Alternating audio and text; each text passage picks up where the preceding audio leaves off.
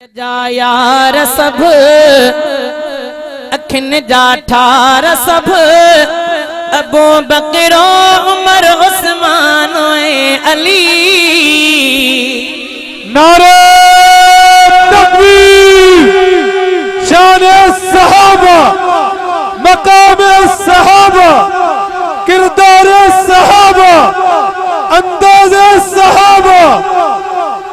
नबी जा यार सब अखिन जा ठार सब अबू बकर उमर उस्मान अली। खुदा इन चैन जो वधायो मरतबो, खुदा इन चैन जो वधायो मरतबो। मोहम्मद मुस्तफा जा यार दिली। नबी जा यार सब अखिन जा ठार सब सठा नंग नांग जा पिरिय जे प्यार में। सचे सिद्दीक़ अकबर जबल जे गार में। सुभान अल्लाह में सुस्तिया दिल जी मोहब्बत सा सुभान अल्लाह। सठा नंग नांग जा पिरिय जे प्यार में। सचे सिद्दीक़ अकबर जबल जे गार में। कराई निंद्रा मिठे महबूब खे, कराई निंद्रा मिठे महबूब खे। सुनी पियो मुस्तफा पो ढोल जे ढली। नबी जा यार सब अखिन जा ठार सब घुरी हुई मुस्तफा दुआ अल्लाह का। थी तो इस्लाम पुख्तो उमर फारूक सा। घुरी हुई मुस्तफा दुआ अल्लाह का। थी तो इस्लाम पुख्तो उमर फारूक सा। इहा महबूब जी कबूली रब दुआ। इहा महबूब जी कबूली रब दुआ।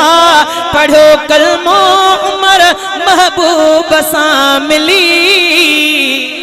नबी जा यार सब अखिन जा ठार सब अबू बकर उमर उस्मान अली। नबी जा यार सब अखिन जा ठार सब।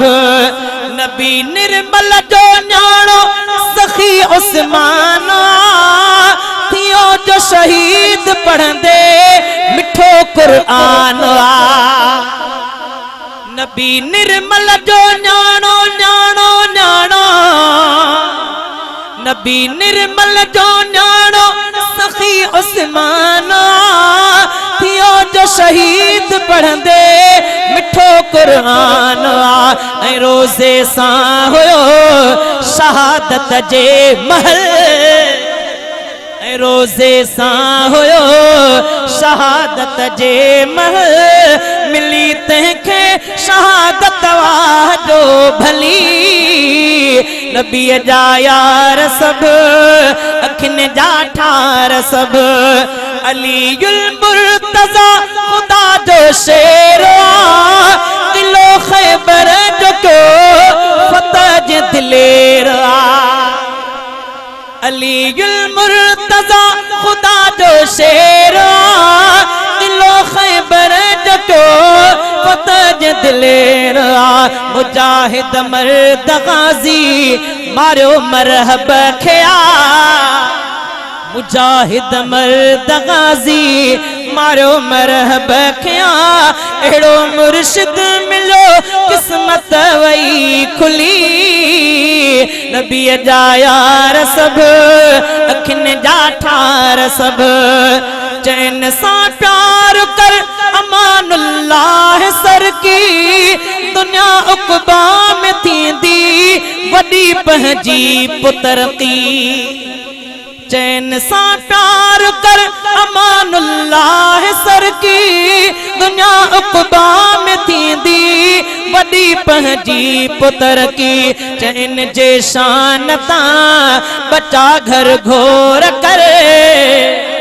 इंशाअल्लाह चैन जे शानता चैन जे शानता बचा घर घोर के वठा एराया सच जा सचा वली नबी जा यार सब अखिन जा ठार सब अबू बकरो उमर उस्मान अली नबी जा यार सब अखिन जा ठार सब।